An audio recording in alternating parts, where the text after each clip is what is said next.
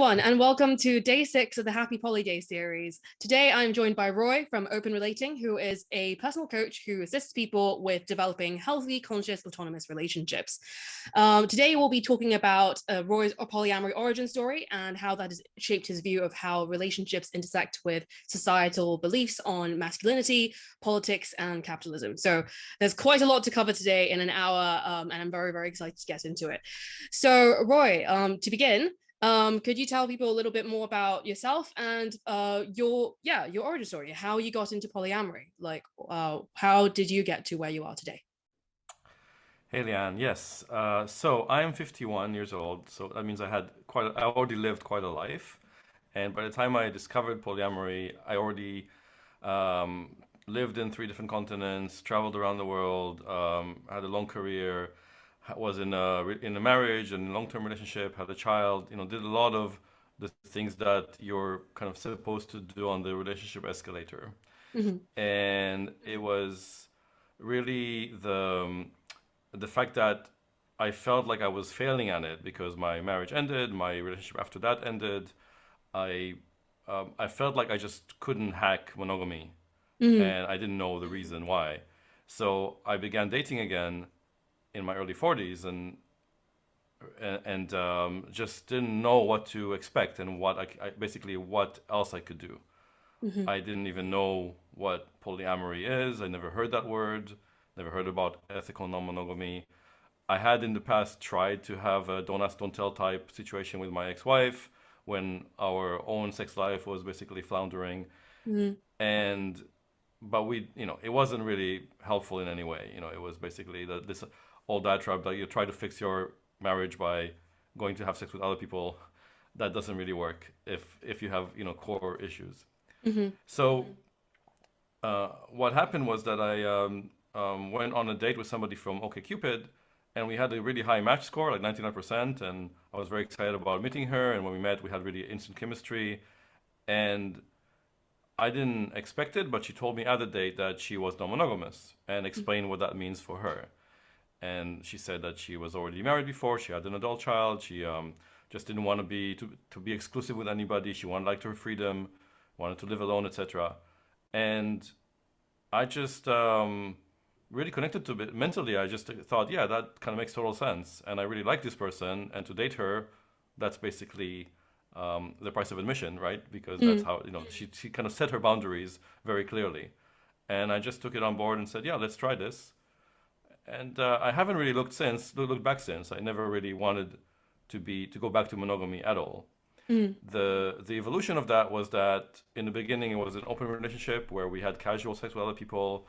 Then she found another boyfriend, and I met him, and I really got on well with him. And even though neither of us are with her, we are still good friends Oh, till okay. today. Yeah, Yeah, like that's 10 plus lovely. years later. Yeah. So the so that was basically the beginning. She told me about some books to read, like The Ethical Slut and Sex at Dawn, and I started doing some more research because I like to read and understand more about a topic that I find interesting. And around about 2014, I met someone on speed dating that Mhm. was kind of for people who are kind of kinky and poly and non-monogamous, etc. And we hit it off. We started seeing each other. We were both seeing other people at the time, and very quickly realized there's a lot of compatibility in our kind of kinks and the things that we like to do together, etc., and activities. So we ended up moving in together within like 6 months of meeting. And that was the first time I was in a nesting polyamorous relationship. Okay. Initially, it felt like a great opportunity to really go deep with somebody, to still, be able to make plans for the future and to think about life together while also having that freedom of building other relationships and having other encounters and being more fluid. However, in that relationship that lasted about 3.5 years, over time, a lot of, I think, their insecurities and fears came to the fore and created a situation where uh, she needed to control my actions and control who I was seeing and what I was doing with them. Right. And while we never outright like sat down and talked about that as clear boundaries or her needs, that's what happened in reality. And I think that I didn't know what my needs were. I didn't know that I had this real need to be free and autonomous and not be bound by somebody else's insecurities. Mm. And so there was a lot of this kind of pushback, and both of us being very stubborn and agreeing to rules to try and work on our relationships. And then those rules wouldn't really work because I wasn't very happy with them. We'd often just agree to avoid her um, getting too angry, and kind of basically escalating into a big kind of fight. Mm. So over time, as I was pushing against those rules and constantly trying to we were like renegotiating and not finding a way that they would actually work long term, also trust deteriorated in both directions. Mm. And eventually the conflicts became most initially verbally abusive and then physically abusive. Right. For the last 6 months or so, really like seriously physically abusive. Mm-hmm. So at that time, again, I didn't know who to talk to. I didn't know where I can actually find help. There was a lot of gaslighting involved, where I actually basically was made to believe that everything that happens to me is like my fault. Mm-hmm. And the real difficulty in that environment is, even though we had quite a few mutual friends that were also polyamorous and open, etc., but they were mutual friends, and I didn't feel I could go to them with my problems because they were friends with both of us. So I Yeah. felt quite isolated, and my own friends, long-term friends, didn't really understand polyamory. They didn't Mm. have a reference point to actually help me, Mm. or at least that's what it felt like to me. And their advice would have been, was to either stay monogamous or leave her. Mm. And I kind of felt that they just don't understand enough about the situation to give me that advice, right? Yeah. Anyway, eventually it came to a head, and we broke up. And only then I started speaking to friends around me and reaching out and realizing that there were people that noticed what was happening, that felt bad about it, but just didn't want to get involved. And it's really out of that experience that I realized eventually that I want to be able to work with people who might not know where to turn to. That basically feel like people around them, family or friends, don't understand their situation, maybe Mm-hmm. because the relationship is not very traditional and not kind of normal, quote unquote, Mm-hmm. and they may not actually realize if they are in a abusive or toxic situation. Yeah. Yeah. Absolutely. I think I always believed that because it's polyamory and because it's so unusual, we have to really work so hard and struggle to Mm. make it work, Mm-hmm. right?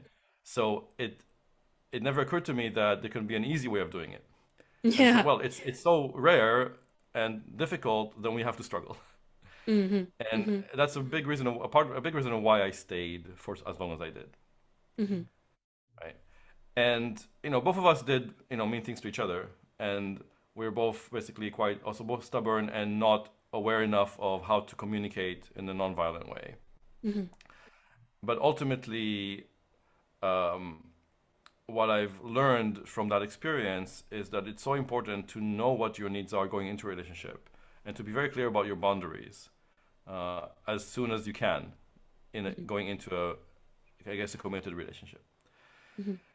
And following that, I took some time off. I was quite wounded, both emotionally and physically, Mm-hmm. and went to therapy.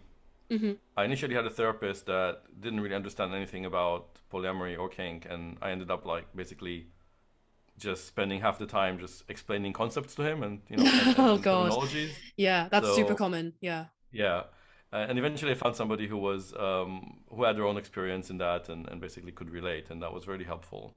Mm-hmm. And then within about 4 or 5 months of the breakup, I found myself feeling much better about myself. And then at a party that I organized, which was a leaving party for the place I had originally shared with my ex, I invited a few friends and then some people who were kind of new friends that I met recently, including two women who didn't know each other, but basically who came there. And um, in that party, we had really nice connections. I had connections with both of them, and in that weekend, basically started dating them both, and they In the became same my weekend. two long-term partners. The same weekend, same party, yeah. And Wow. Wow. I think Yeah, it's so rare that like two relationships basically start like at the same time. And so like, you know, you've told me this before, Roy, and every time it's just like that is just, you know, like such a unique story. And so how long have you been together with both of these women? 3 years. Three We've been years. 3 years at the beginning of this month. Yeah. Mm. Yeah. Yeah. And okay.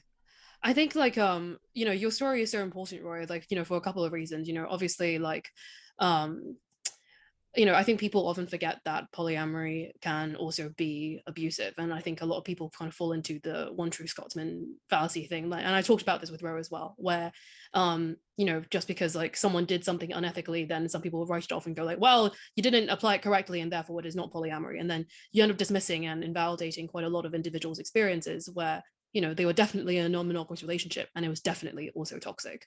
I think particularly as like like as a man as well, like, you know, I think it's very important for uh you know, for you to be to share the story and to kind of talk about it, because people often forget that it's not just women who are victims.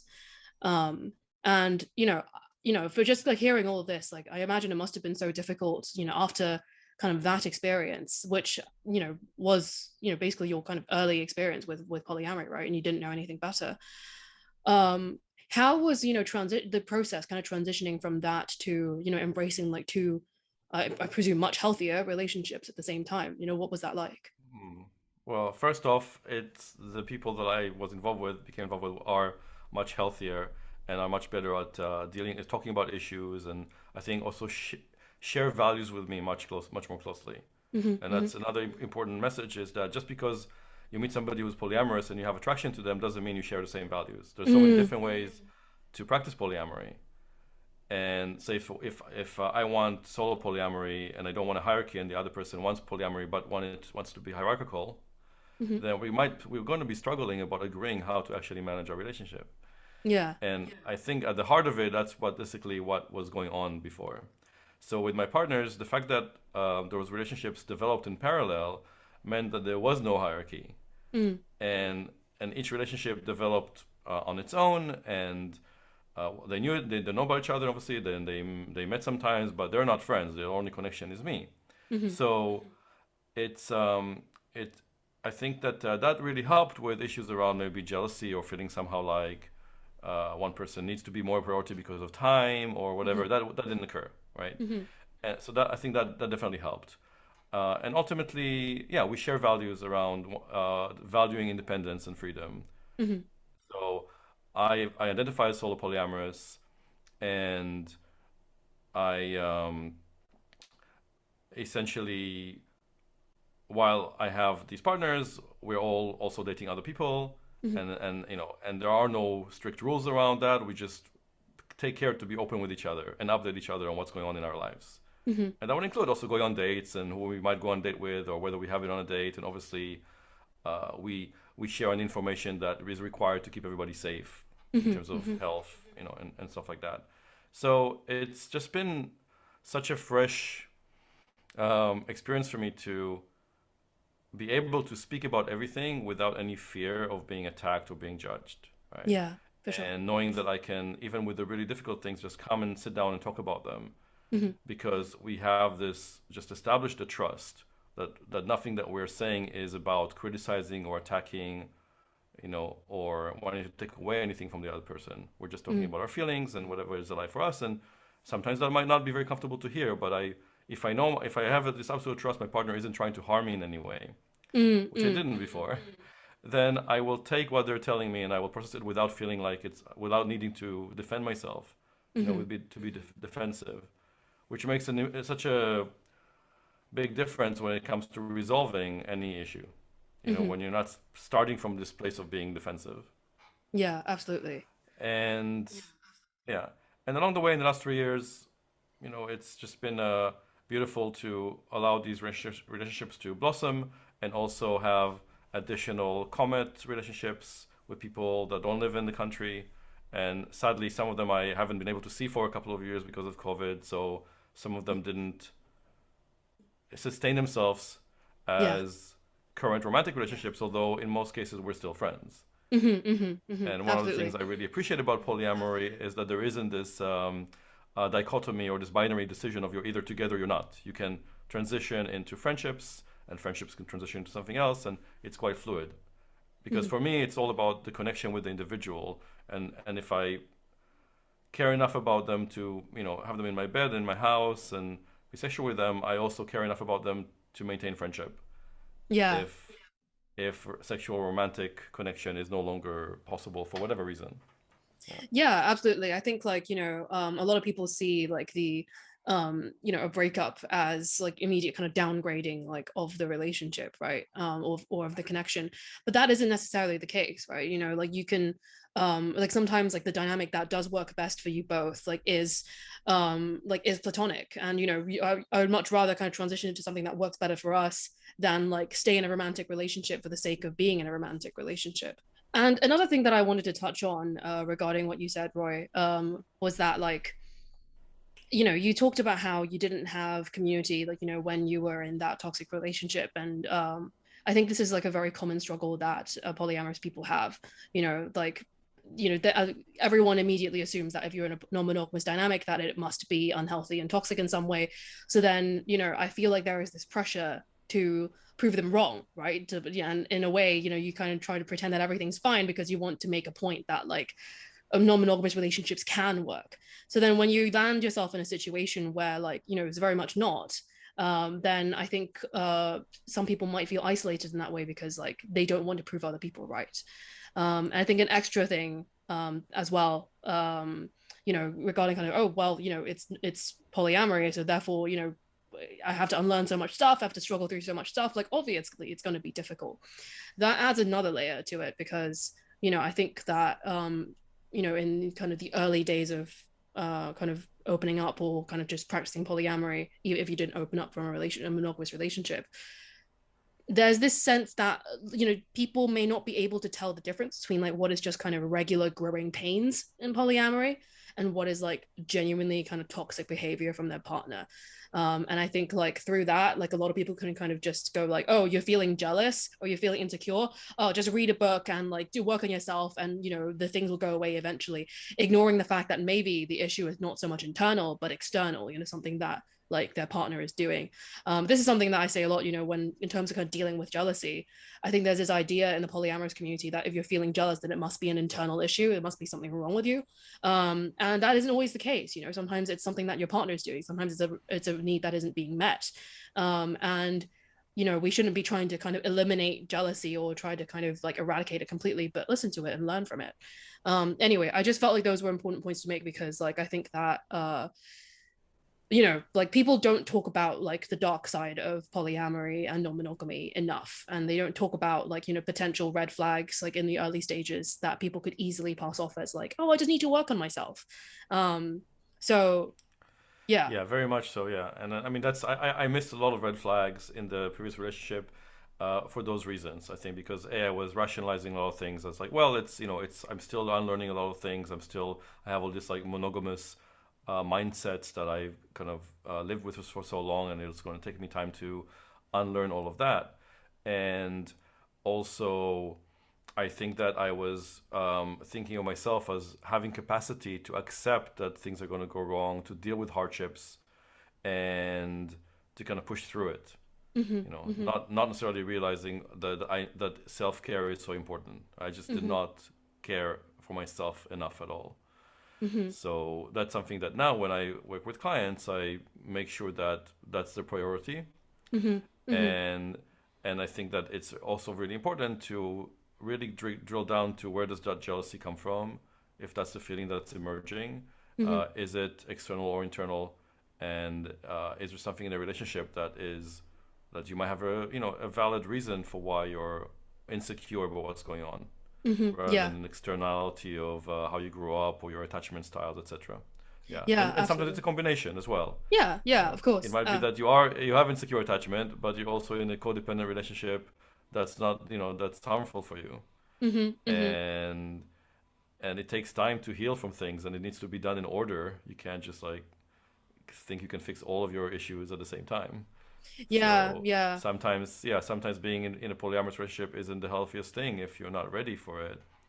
Mm-hmm. And sometimes and sometimes it might be. It kind of depends, I think, also on what's happening with your partner at the same time. I Yeah, think absolutely. in my case, we were both not really didn't know what we were doing, so that didn't help. Yeah, Uh, yeah, yeah, absolutely. It's kind of the yeah. blind leading the blind, right? Like, so I know that obviously, like in that relationship that you had, your first kind of experience with non-monogamy, you had like a lot of you struggled a lot with it, and kind of a lot with it was due to kind of the fact that like your partner, was being abusive.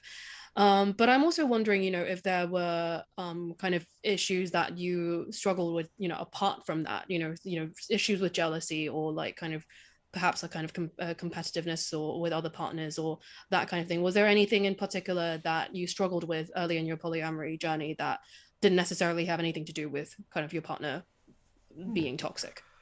Um, yes and no. So I think that even when I was monogamous, I never felt jealousy.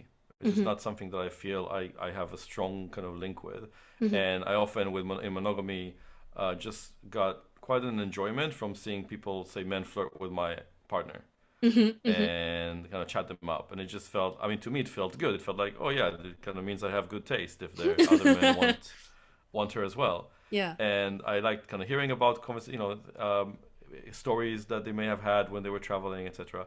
So I don't think that was really ever an issue for me. Sometimes, especially if I'm feeling especially vulnerable or tired or stressed and not fully comfortable with myself, it's going to be harder to hear about my partner having an amazing time and meeting somebody great, and Mm-hmm. and tell me that stories. Mm-hmm. And on occasion that's happened.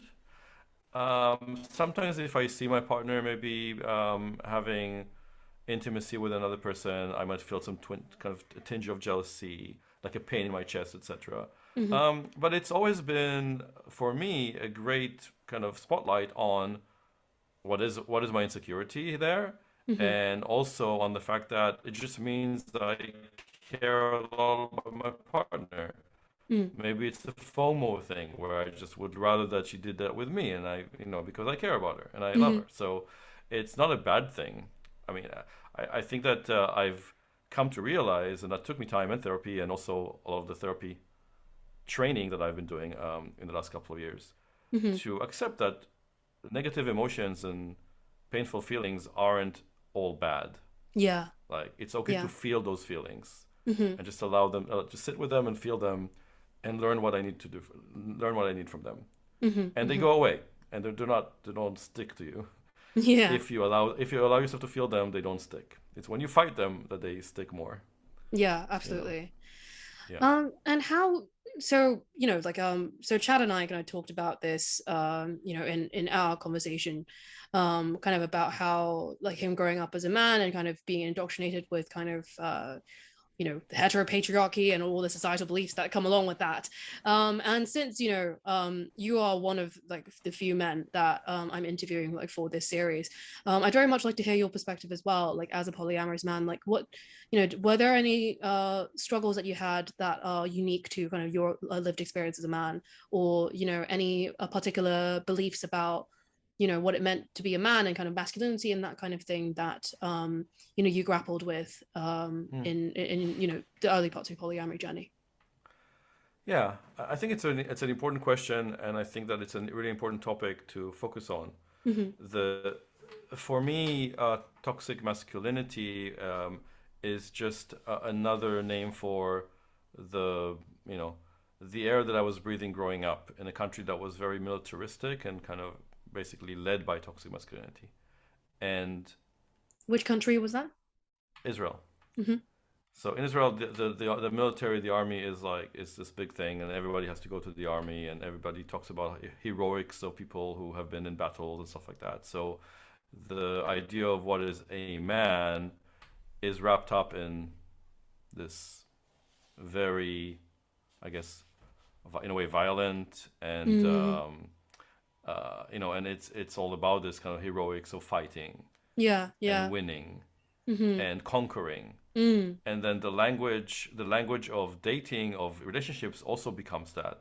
Right. Okay. Hunting, right? Mm-hmm. I mean, I think you hear that also in Europe and America, but I think in Israel maybe it's a little bit stronger because of that culture. Mm-hmm. Mm-hmm. So in America, for example, dating terminology tends to revolve around sport, like hitting, getting Yeah. to second base, getting to third base. Yeah, In Israel, a lot baseball, of it, yeah. it's a lot, yeah, it's a lot. In Israel, it's a lot about military terms and stuff like that. So, Interesting. Yeah. yeah, in that sense, I think it was just in the water. Now, I grew up with a mother and two sisters. Hmm. So I think that I grew up seeing a very strong, capable mother that could basically do everything. And as such, I grew up with a lot of respect for women, and very much feeling like I'm a feminist, or at least an ally in that respect. So it wasn't necessarily something in my own behavior, but I definitely feel like I learned to just accept it around me when I Mm. heard stuff like that, and not necessarily speak up, speak Hmm. out, Hmm. which is something I try to do a lot more now. Hmm. And and still there was, the whole concept of ownership in relationships Yes. uh, is also something that's tied for me to language and to culture. In Israel, when in Jewish custom, when people get married, the husband literally buys his wife from her parents. Yeah. Okay. There's a Yeah. formalized kind of document where you buy her for some camels or something. It's Mm. part of the traditional ceremony, right? Right. Okay. And Wow. yeah, and the name for husband in Hebrew is owner, Mm. literally translated as owner. Okay. Yeah. There are some kind of parallels with that from in China as well, because like the word you know in the Chinese language, if you're talking about a man marrying a woman, the term for that is different from like a woman marrying a man. Like basically like Mhm. yeah, a man marries a woman and a woman is, I suppose the translation is like is taken by the man. There's like different Mhm. verbs that we use depending on like who we're referring to and who is marrying whom. Yeah, Even though obviously it's the same act on both sides, right? But like yeah, there's a specific kind of ownership element when kind of talking about like the kind of the man like kind of taking the woman like from her family and being married like into his family. So like yeah. there are definitely like I think this is kind of cross culture.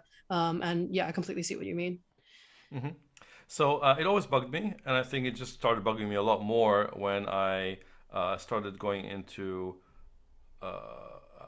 kind of polyamorous relationships because of the inherent equality and freedom that everybody gets to have. Mm-hmm.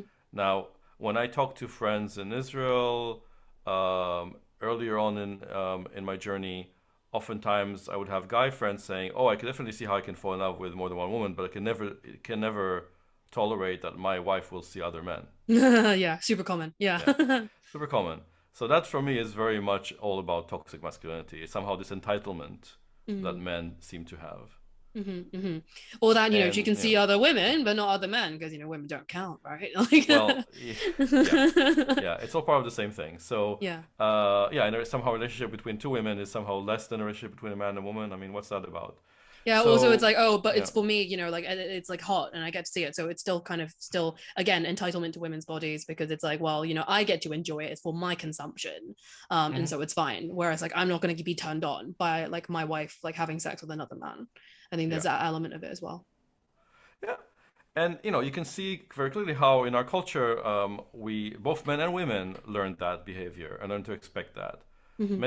I've spoken to women in countries like, especially in Eastern Europe, Russia, Israel, Southern Europe, that also expect the man's behavior to be very chauvinistic, and Mm. that equates for them with like a real man, like Hmm. a real man takes, doesn't ask, Hmm. right? Hmm.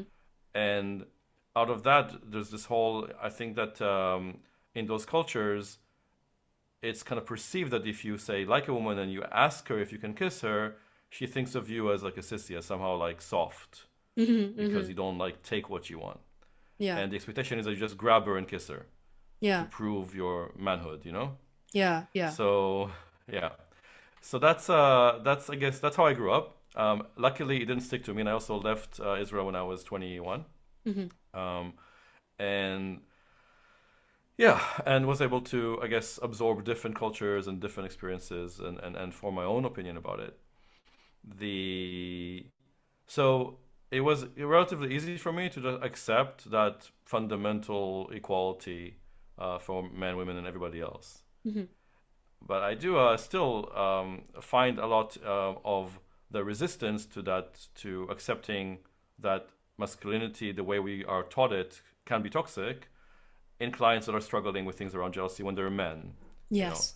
Uh, and sometimes also women who don't believe they deserve the same, who somehow accept that as just a way of the world, Hmm. Hmm. that they shouldn't have the same desires and needs and wants as men. Right?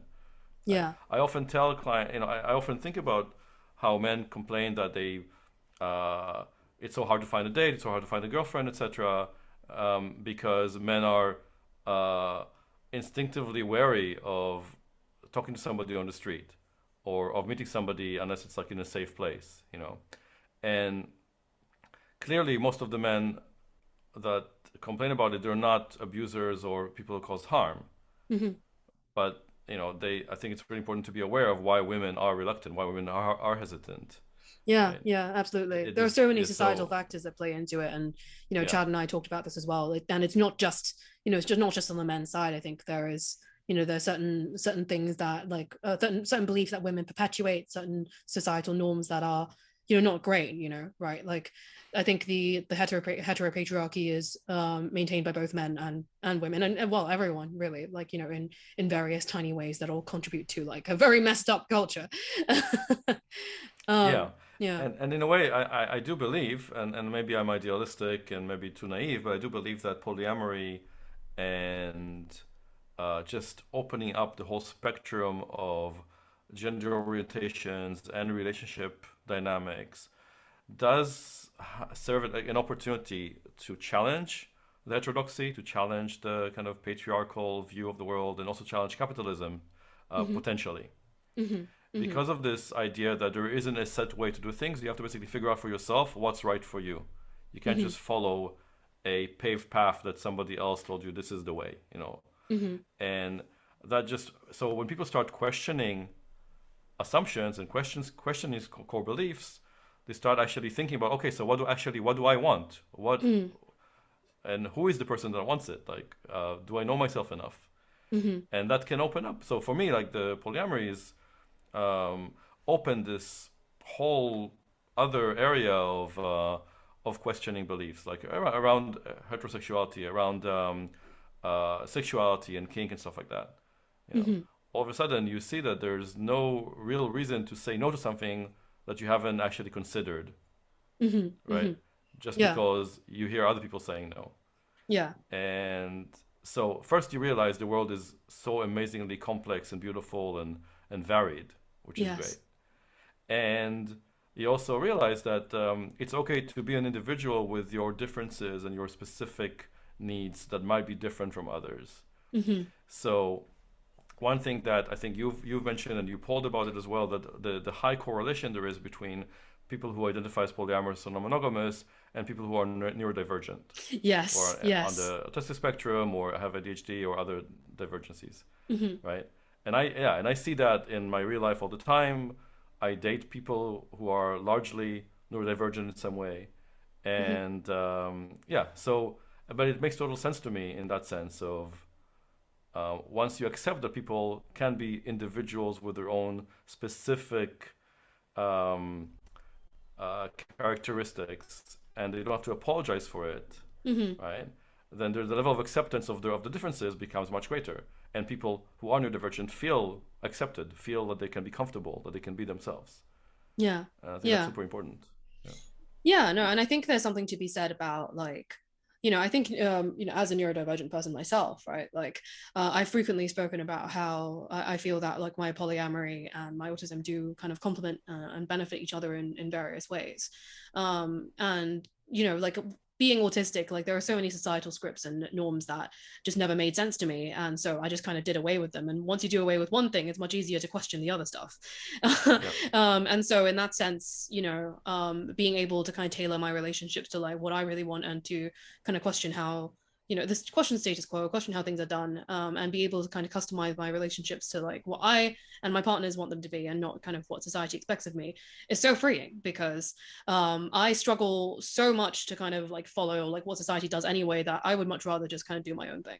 And um, Yeah, and I think that that's why there is such a high correlation between neurodivergence and polyamory, because it's all about, tailoring and customizing things to yourself, like in a world that already doesn't accommodate you in many ways. Yeah. And so, yeah. And like we've spoken about this before, like when I presented at Polyamory Day, and I remember like, we were talking about in our own kind of chats about like being neurodivergent or dating people who are neurodivergent, and how kind of that influences polyamory. Yeah, that's right. Mhm, Now, by the way, we will have Polyamory Day 2022 on the 2nd of April, and I would mhm, love to kind of go deeper into a lot of these topics and try and expand on that. mhm, And we have an opportunity to do like a bigger event, but that's coming up. One, I can't speak to the experience of being neurodivergent because I don't think I am. I don't know. I mean, maybe, but I don't. At least I haven't experienced any difficulties or any challenges mhm, with society for who I am. mhm, I am speaking to the to how this can help neurotypical people mhm, come to a greater degree of acceptance of people who mhm, are different from them.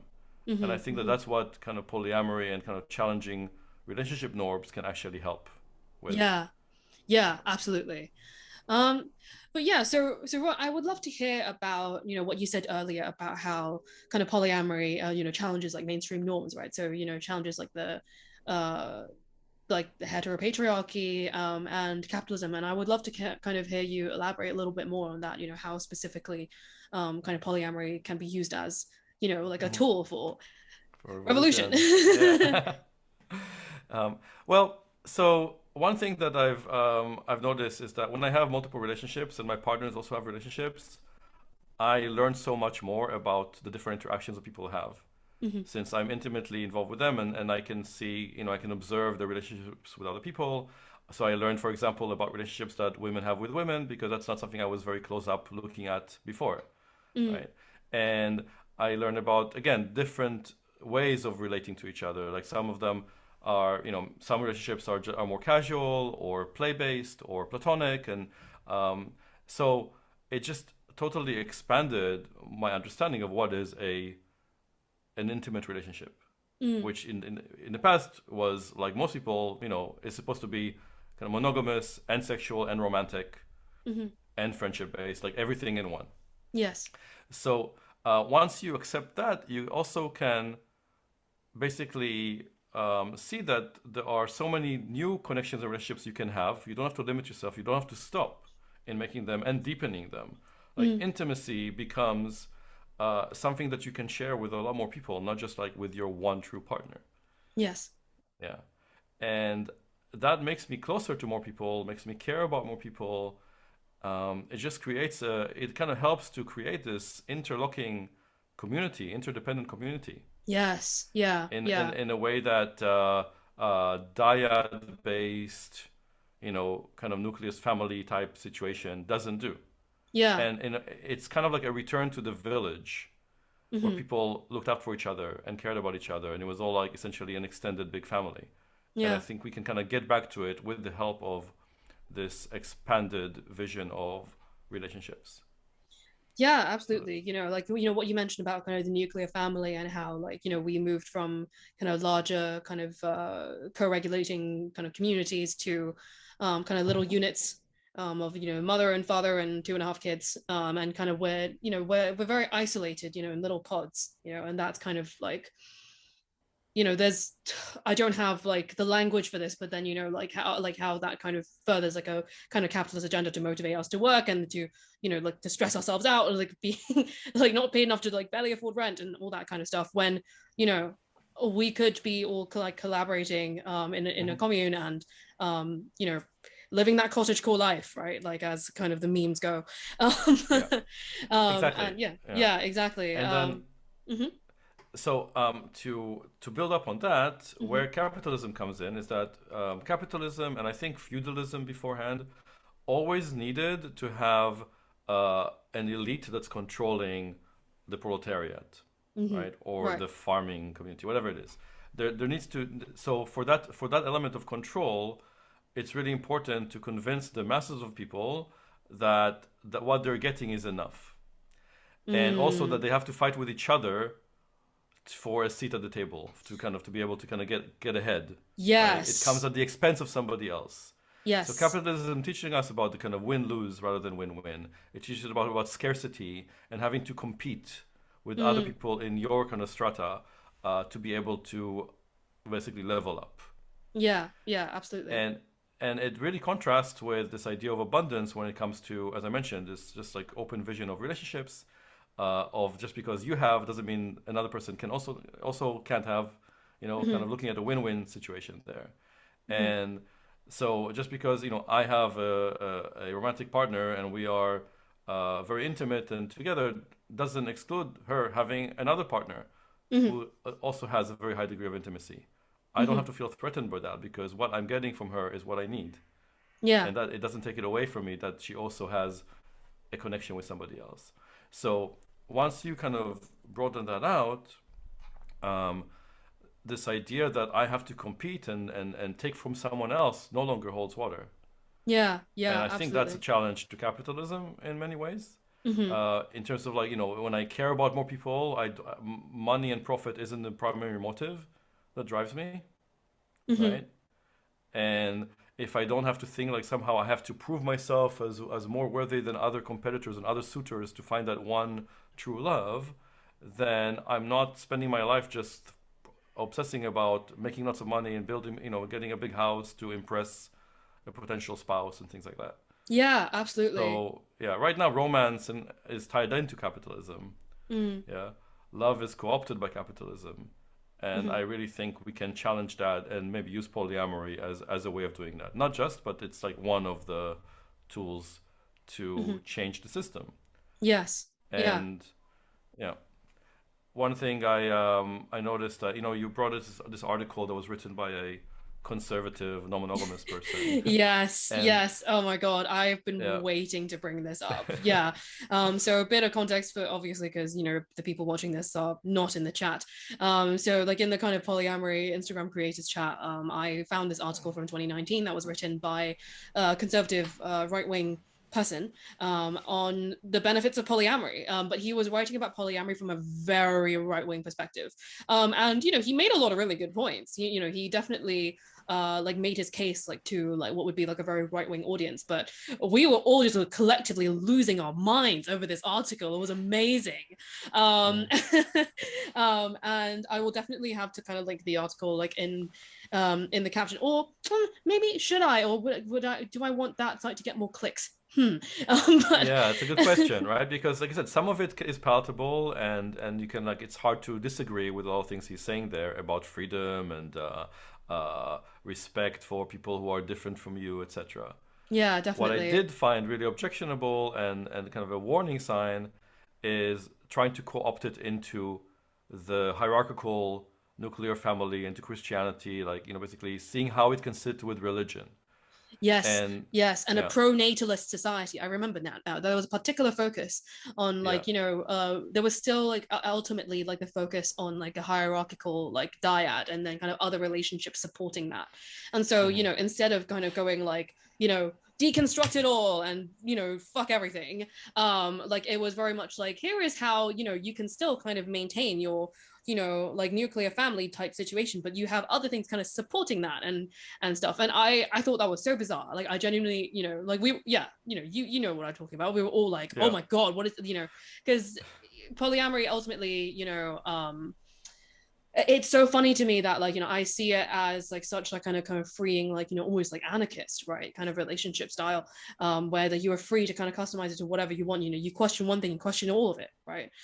Whereas these people are like, we're still kind of going to maintain these things and stay faithful to God and maintain heterosexuality and do all these things, but like we're also going to like have a little fun here on the side, and that kind of ultimately all supports like all these things that are very very rigid.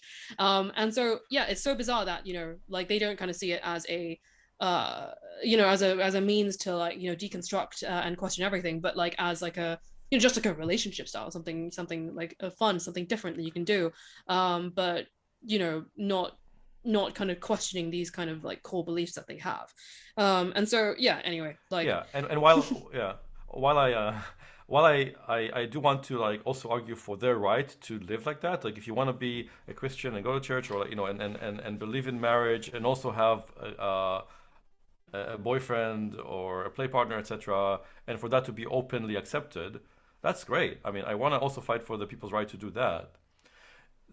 I guess the concern that was raised for me is that it becomes co-opted and institutionalized as like now it's okay to have a a marriage of three people, or now it's okay to have I don't know, to have other structures that basically support that main idea um, of just marriage as an institution. Because I mean, for me, Yes. it doesn't make even sense that we're still keeping that alive as an Mm, institution, hmm. rather than having it something that people who within the religion want to get married, they can do that, but it doesn't necessarily have to have a legal status, because that keeps outside of the tent everybody who doesn't want to get married, who doesn't want to live with a partner, maybe who wants to live alone, right? Mm, Because it mm, has real mm. implications in tax credits and other benefits, Yes. and Yeah. which prioritize people who want to have children, or who want to get married, who want to live together, Yeah, and that's not absolutely. okay either. Yeah, you make such a good point about marriage, Roy, actually. And like I used to be like I think like in my very early days of practicing polyamory, I was like, why can't people kind of marry like more than one person at the same time? And now I'm like, why is the state involved in my romantic life? Like, abolish it all. I mean, obviously, while I know that marriage abolition is probably never going to happen, on realistically speaking, I at least it's probably not going to happen for my lifetime, I think. But like like this is kind of you touched on it kind of exactly, or what I mean.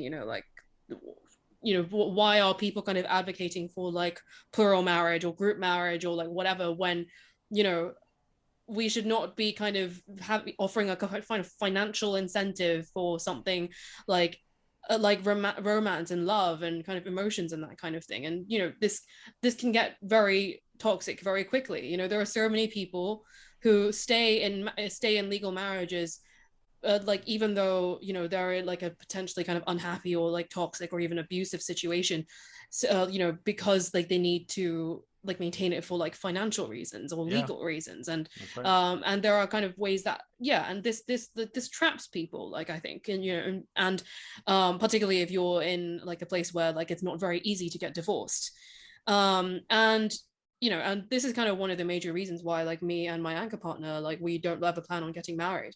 And I had a conversation with my mom about this the other day, where like because she was like, you love each other so much, why don't you get married? And I was like, well, because I don't want. Because we love each other so much. Exactly. And Yeah, that is that, you took the words out of my mouth, where I amazing, was like, because we love each other so amazing. much, and we don't. Yeah, What I said to her specifically was that I don't want our marriage to be. I don't want to. I don't want our marriage to be weaponized, mm, 10 and 20 years down the line, because yeah, we may love each other now, or we may be extremely committed to each other now, but I can't guarantee. I am not the same person I was 5 years ago, and I cannot guarantee that I will be the same person in 10 years, 20 years, 50 years. yeah, And as a kindness to our future selves, me and my partner are not getting married because like we don't want that kind of like legal or financial fodder to be kind of to sour our relationship, right? I was yeah. like, I actually want to make it easy for my partner to leave me if the relationship should turn sour. Like the last thing I want is for extra things like money and finances Yeah. to complicate the situation. Like And it's like, I think where basically the crux of my argument, as I explained to my mother, was that while of course I hope that like my happiness and like the maintenance of the relationship will always coincide, and will coincide for like the rest of my life. That is a hope that I have, right? um if one day like I should have to choose between maintaining the relationship or maintaining my happiness, or rather having my partner be happy as well, then I would choose like our mutual happiness like over maintaining the relationship. And so obviously I want that process to be as easy as possible. Whereas I feel like a lot of people would choose maintaining a relationship and sacrificing quite a lot for the relationship, rather than, thinking about like their happiness and kind of general fulfillment in life. And I do think that like you know, while like monogamy is like a very valid relationship style and many people practice it and live very, very happy lives, I do think that in a long-term monogamous relationship, people do end up having to sacrifice quite a lot of things in order to maintain monogamy in a way that I personally don't feel you have to do to such an extent in a non-monogamous dynamic. That's my belief, though. Yeah. Well, I mean, I think largely agree with you. I don't care if people are choose to be monogamous or multigamous and have multiple partners. What I do know for myself and what I hope to also help clients with is that first of all, that they know that their partner is or partners are with them because of choice, because they want to Yes. be, not because of some Yes. kind of obligation or fear. That's Yes. really important, and that we constantly like check in with each other to know that we're still on the right track. We still are happy being with each other, and because as we change, my partner is going to change as well, and we may have evolving needs that are going to be different. Mm-hmm. Now, a monogamous exclusive relationship tends to limit what you could like do outside of your core relationship. And that can sometimes feel restrictive, but for some people it doesn't feel restrictive. It's fine, and that's okay. As Mm. long as they are always aware that it's not the structure that's keeping it together, but it's their connection. Yes. Yeah. Yeah. Yeah, completely. And kind of touching on like what you said earlier, I think another point that I want to bring up regarding kind of what you said about how capitalism engenders kind of like competitiveness and scarcity in relationships. And I think it to an extent materialism. Um, a common thing that I get asked a lot is, in a kind of polyamorous dynamic, right? Like, it's like, what if your partner leaves you for someone else? What if they find someone better than you? What if they find someone smarter than you, hotter than you, or whatever, just kind of better than you, in that way, and kind of ignoring the sense of kind of like what is better anyway. Um, Mm. like the response that I have is, you know, your partner doesn't love you because you are like the hottest, smartest, and kind of quote unquote best person in the entire world. Like if that were the case, if people only kind of stayed with their partners because like they were like the best option possible, people would be constantly trading up all the time. As soon as they saw a better option, then they would trade up. And of course, some people do that. Some people do, like, they stay in a relationship until like they see a better option and they leave their partner and they go, right. That does happen, and I'm not trying to deny that, but not everyone does that, right? Like, I don't love my partner because like I like, obviously I do think he is amazing, and I do think he is very attractive, but let's be real, he is not the hottest person in the universe, and I know this, he knows this, we both know this, but I don't love him because of that. Like, I love him because of like the bond that we have created and like the compatibility that we share, and like the history that we built together, and what we will build together in future, our goals, our dreams, like whatever.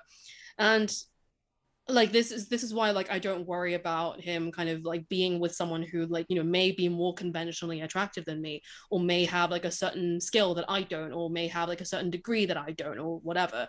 Because I think it's important to recognize that, like, as individuals, right, we bring different things to the table, and even if someone is quote unquote kind of like better in some respects, like that doesn't necessarily mean anything about like the compatibility of their connection or anything like that. And so um I think like once we are able to kind of let go of like that kind of sense of materialism in relationships, which I think is kind of a belief that is kind of that capitalism definitely contributes to, then we're able to kind of rest much more easy, and feel more secure in our connections and be recognized for our worth, like not by like what we, like what we like provide, like, I guess, but like for who we are.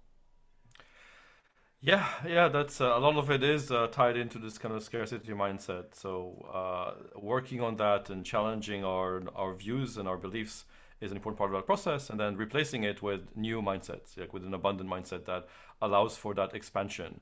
Mm-hmm. And again, regardless of where you are on the kind of relationship spectrum, it's always helpful to have a more abundant mindset. Mm-hmm. One of the things I do as a coach is I teach a course which is 4 weeks Mm-hmm. long with 4 sessions where we look at all these scarcity beliefs and mindsets, and we challenge them and we question them and we kind of unpack them, both kind of universally and also individually for the people in the course, and then we replace them with new beliefs that we can create for ourselves.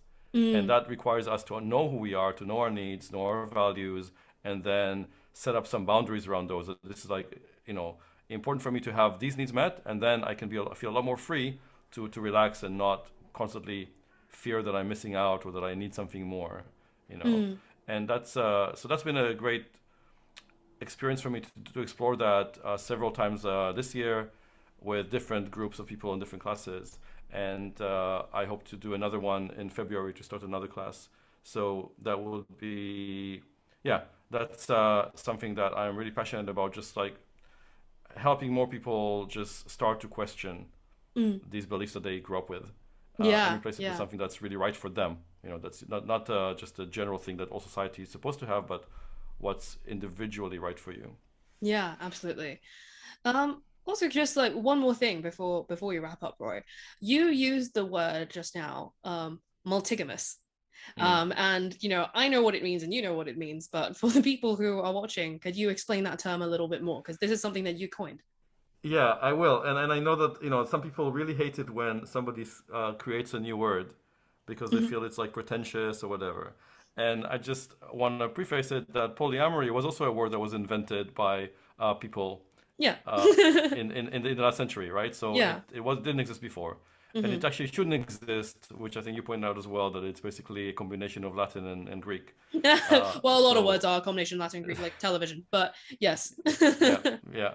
So I was actually feeling unhappy about non-monogamy as a blanket label for the relationship dynamic, and I do see a difference between what you do and what you are. So what you do is how you practice a relationship. So monogamy or swinging or solo polyamory as a practice, those are dynamics. Yes. And who you are is like monoamorous or polyamorous. Yes. And that is basically the way you love, the way you kind of hold love for multiple people or one person. Yes. And that varies between people.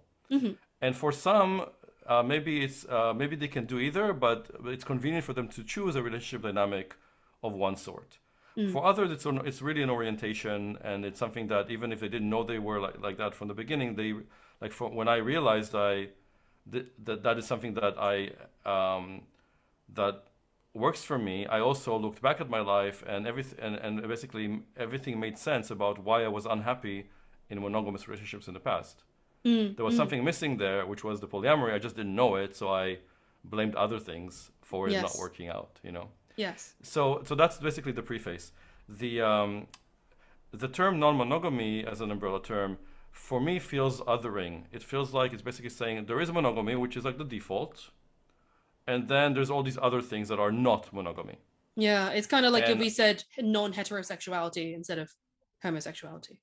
Exactly. So if people who are queer were just called like non-straight or non-hetero, that wouldn't sit well with anybody, and it's not okay. So in that sense, I don't want to be othered that way or just kind of be defined by what I'm not.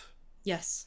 So I kind of found this word that made sense in that respect, like multiple relationships, multygamy, and to as far as I know, nobody else is using it in a different context. Yeah. So it was free, and I decided to start using it, and hopefully it helps me. Catch on. I don't really care if it catches on or not. That doesn't really matter to me. It helps to basically feel better about not always feeling like I am something that that I'm not. It's simple, but to me it's effective, and I like words that help me make sense of the world. Yeah. Not everybody needs terminologies. Not everybody needs labels, and I think that for some it helps. For others, they don't care, and that's fine too. Yeah. No, I think, labels and words and that kind of thing, always very, very, very useful. Some people feel boxed in by them, others kind of use them to find identity and community. Roy, I think you're doing fantastic work, in terms of like, kind of deconstructing kind of like capitalism and patriarchy and all that kind of stuff, and helping people like of all kind of relationship orientations and desires kind of build kind of like the healthy and consciously chosen relationships that they want. So feel free to kind of check out Roy's website at I'm gonna do that again. So feel free to check out Roy's website at openrelating.love. Openrelating.love. And where else can people find you, Roy? So on Instagram, you're Open Relating. On Instagram, Twitter, and Facebook, it's Open Relating, one word. Yeah. Okay. Right. Fantastic. So yeah, it's been a pleasure speaking with you, Roy. And I'm sure people have, learned a lot from this session. So, yeah, here's to more It's, collaborations in the future. And yeah, have a great day. it's been great. Thanks. I'll see you soon, hopefully. Bye bye. Bye.